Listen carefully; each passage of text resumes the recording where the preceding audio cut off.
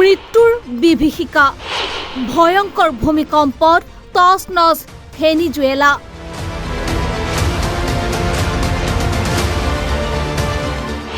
চাৰিওফালে কেৱল কান্দোন আৰু হাহাকাৰ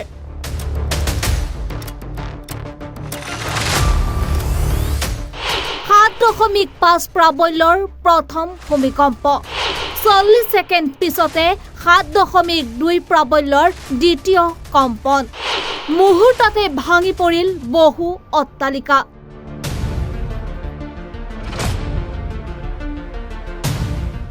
ধ্বংসস্তূপত পৰিণত হল বহু অঞ্চল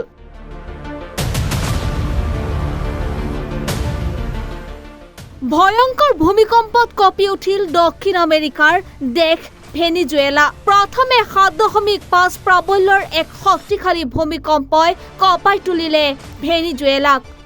তাৰ পিছতে মাত্ৰ 40 ছেকেণ্ডৰ ব্যৱধানত পুনৰ 7.2 প্ৰাবল্যৰ আন এটা প্ৰবল ভূমিকম্প অনুভূত হয়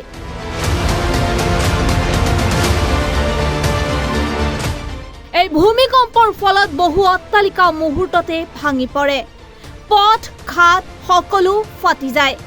বহু অঞ্চলত বিদ্যুৎ আৰু যোগাযোগ ব্যৱস্থা ব্যাহত হৈ পৰে ধ্বংসস্তূপৰ তলত বহু লোক আবদ্ধ হৈ থকাৰ আশংকা প্ৰকাশ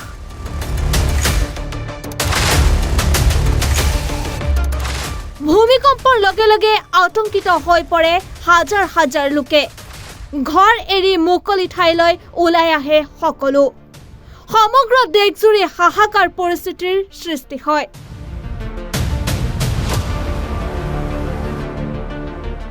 উদ্ধাৰকাৰী বাহিনী অগ্নি নিৰ্বাপক দল আৰু চিকিৎসা কৰ্মীসকলৰ যুদ্ধকালীন তৎপৰতাৰে উদ্ধাৰ অভিযান চলাই আছে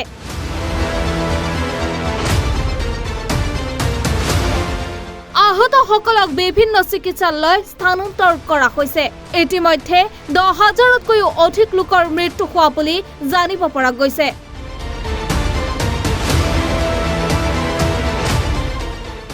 আমেৰিকাৰ ভূতাত্ত্বিক জৰীপ সংস্থা USGSৰ প্ৰাৰম্ভিক মূল্যায়ন অনুসৰি ক্ষয়ক্ষতিৰ পৰিমাণ অধিক হলে চূড়ান্ত মৃত্যুৰ সংখ্যা 1 লাখতকৈও বৃদ্ধি পাব পাৰে বুলি আশংকা প্ৰকাশ কৰা হৈছে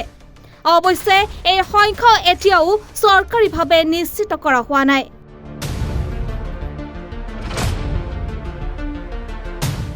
হঠাৎ অহা এই ভূমিকম্পৰ আশংকাত সতৰ্ক কৰি দিয়া হৈছে জনসাধাৰণক ধ্বংসস্তূপত এতিয়াও বহু লোক আবদ্ধ হৈ থকাৰ আশংকাত উদ্ধাৰ অভিযান অব্যাহত ৰখা হৈছে